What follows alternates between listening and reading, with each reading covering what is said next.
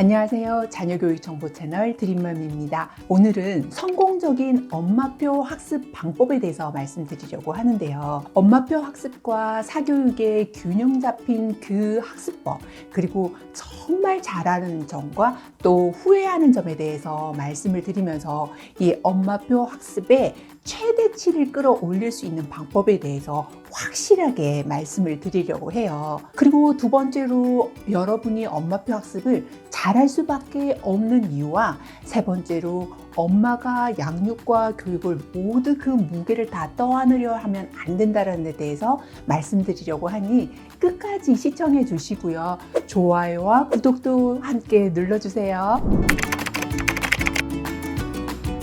먼저 첫 번째로 성공적인 엄마표 학습 비법에 대해서 말씀을 드리려고 하는데요. 어떻게 하면 엄마표 학습과 사교육의 최대치를 활용할 수 있을까? 그래서 좀 더 아이가 잘할 수 있을까라는 부분에 대해서 말씀드리려고 해요.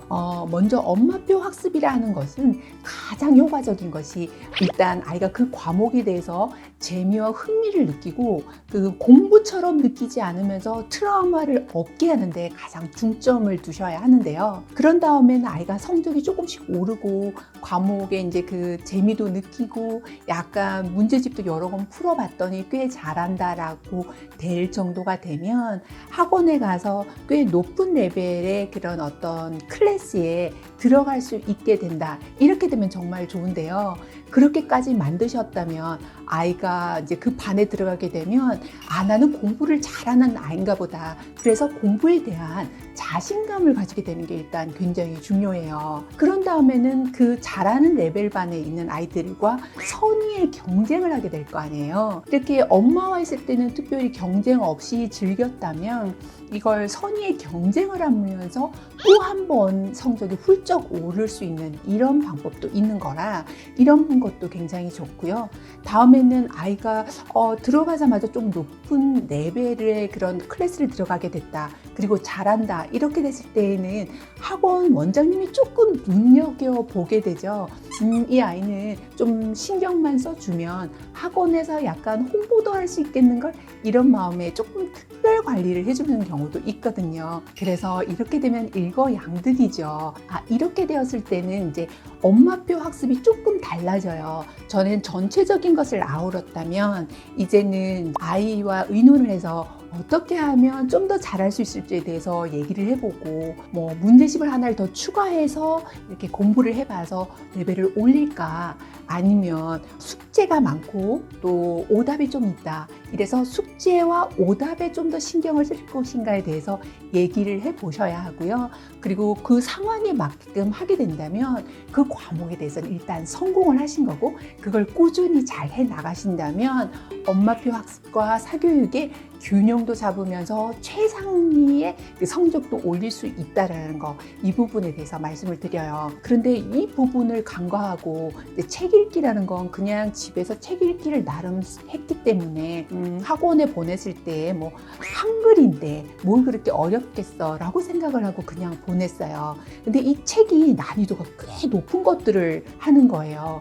그런데 그걸 부담스러워 한다는 것도 모르는 채 수학과 영어 쪽에만 좀 더 집중했던 것 같아요. 그랬더니 책 읽기를 딱 싫어하게 된 거예요. 그 부분에서 너무너무 후회를 하는데요. 아이를 학원에만 딱 보냈다고 마음 놓지 마시고 다시 약간의 엄마표 학습으로 이 책을 좀 재밌게 잘 읽고 있는지, 어떤 데 문제가 없는지, 수학과 영어처럼 책 읽기에도 그렇게 신경을 써주시고 뭔가 익숙해질 때까지, 재밌다, 또 잘한다 이렇게 될 때까지는 엄마표 학습은 계속되어주면 훨씬 더 그 성적 오르는데 또 그 과목을 좋아하는데 효과적이라는 걸 말씀드려요. 두 번째는 여러분은 반드시 할 수 있는 이유에 대해서 말씀드리려고 해요. 내가 과연 아이를 잘 키울 수 있을까? 엄마표 학습 잘 할 수 있을까? 이런 걱정되시죠? 저도 그랬거든요. 그런데 이 마음 100번 이해하지만 한 예를 통해서 여러분에게 용기를 주고 싶어요. 대학 교수로 재직하시던 저희 아버지가 49에 뇌출혈로 전신 마비가 오셨거든요. 그래서 모든 병원과 또 의사 선생님께서는 이제 정상적인 활동을 할 수가 없다라고 말씀을 하셨어요. 그런데 아버지는 절대 포기를 하지 않고 모든 의학 서적을 다 찾아보시고 그러면서 자신에게 맞는 의약품과 그리고 음식들을 골라서 드시고 하루도 빼지 않고 부축을 받으면서 걷다가 그 다음에는 비틀거리면서 지팡이를 잡고 끝까지 매일 하루도 빠지지 않고 걷기 연습을 하셨어요. 그리고 급기야 1년 뒤에는 회복을 하게 되셨고 그리고 다시 교수로 재직을 하시다 작고하셨는데요. 이런 걸 가끔 떠올릴 때면 먹여 살려야 하는 자식도 있는 아버지인 가장이다 보니 결코 그 부분을 포기할 수 없었다라는 생각이 들더라고요. 그 마음을 생각하면 너무 가슴 아프고 또 감사하기도 한데요. 저희도 이렇게 하다 보면 너무 힘들고 다 내려놓고 싶고 포기하고 싶고 이럴 때가 있잖아요. 그런데 이럴 때 내 아이는 내가 지킨다 이런 마음으로 정말 저도 버티고 노력했던 것 같아요. 이 마음은 어떤 무엇보다도 가장 큰 힘이 될 수 있는데요. 어느 누구도 자기 자식을 위해서 모두를 걸 수는 없는 거거든요. 그래서 우리는 엄마이기 때문에 아빠이기 때문에 이게 가능한 거예요. 그 힘에 플러스 올바른 학습 방법을 안다면 여러분은 분명히 할 수 있는 거죠.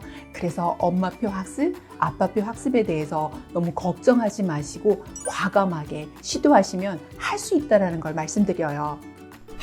세 번째는 엄마가 양육과 교육의 무게를 모두 다 떠안으려 하지 말기에 대해서 말씀드리고 싶어요. 엄마표 학습이 자칫 양육과 교육을 엄마가 다 떠안아야 된다라는 그런 생각 때문에 너무 부담스럽고 결국은 하다가 도중에 포기하게 되는 경우도 많거든요. 이러다 보면 또 우울증이 막 오죠. 나는 제대로 하는 게 뭐야 라는 그런 회의도 들고요. 그런데 절대로 그렇게 자책하지 마시고요. 이 둘 다 굉장히 엄청난 무게이기 때문에 이걸 다 감당해서는 안 돼요. 그래서 적절히 아빠표도 필요한 거고요.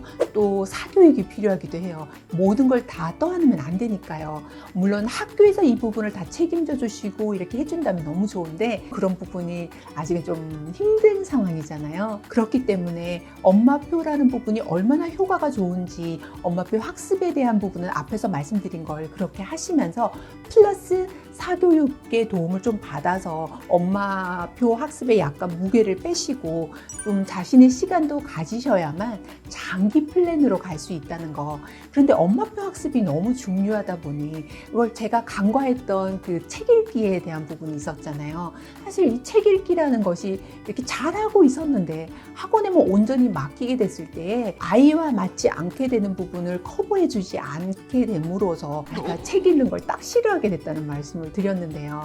이런 것처럼 부작용이 올 수도 있기 때문에 엄마표 학습이라는 부분은 계속 꾸준히 관심을 갖게 된다던가 초기에는 좀 뭔가 전체적인 그림을 그려주고 좀 오를 수 있도록 봐주고 그 다음에는 좀 힘든 부분은 이제 사교육에 맡기게 되고 이렇게 약간 나누고 분담을 하다 보면 아이가 스스로 계속 공부를 어떻게 하면 잘하지라는 생각을 하게 되고 자신의 공부의 기술을 익히게 된다는 거죠. 그래서 굉장히 강한 자신만의 아이만의 공부에 힘을 갖게 되는 거예요. 그러니까 엄마표 학습에 대해서 정말 이게 자부심을 가지시고 그건 여러분만이 할 수 있다는 걸 아시면서 다음 시간에도 여러분에게 꼭 필요한 자료로 꼭 필요한 정보로 찾아올게요. 감사합니다.